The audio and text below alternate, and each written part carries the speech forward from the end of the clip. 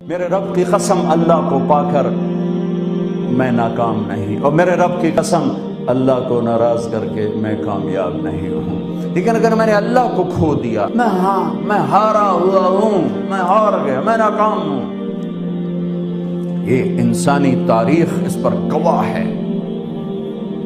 حسین کربلا میں ذبح ہو گئے بچوں کے ساتھ، لیکن اللہ نے کامیابی کا صحرا ان کے سر پہ سجایا، تاریخ نے کامیابی کے ہار ان کے گلے میں ڈالے۔ یہی میرے رب کی تقدیر اور فیصلہ ہے۔ اور حسین تو ذبح ہو گئے، چھوٹے بچے بھی نہ چھوڑے، 2 سال کے عبداللہ کے بھی گلے کے تیر پار کر دیا،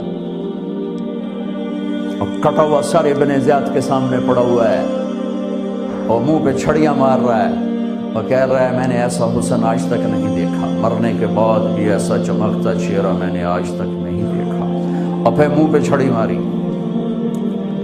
تو ابو برزہ اسلمی رضی اللہ تعالیٰ عنہ کھڑے ہو گئے، رونے لگے، کہا بدبخت، یہ چھڑی ان ہونٹوں پہ مت مار، میں نے اللہ کے نبی کو دیکھا ہے ان ہونٹوں کا بوسہ لیتے، میں نے ان ہونٹوں پہ اللہ کے نبی کے ہونٹوں کو لگتے دیکھا ہوا ہے، نہ کر یہ کام۔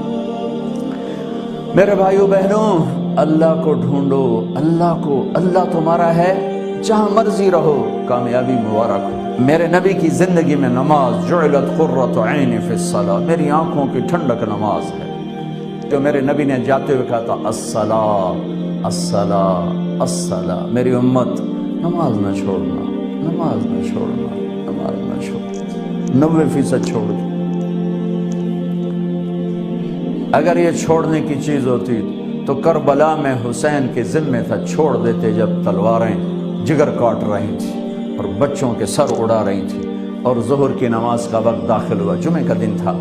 تو یہ تو وہ لوگ ہیں جن کو اللہ کے نبی نے کہا جنت کے نوجوانوں کے سردار ہیں حسن اور حسین، وہ نہ پڑھتے نماز، ابھی تو موت سر پہ کھڑی، اور اللہ کے نبی آئے ہوئے لےنے کے لیے، چونکہ جنگ سے پہلے نیند آ گئی تو آنکھ کھلی تو ہنس پڑے۔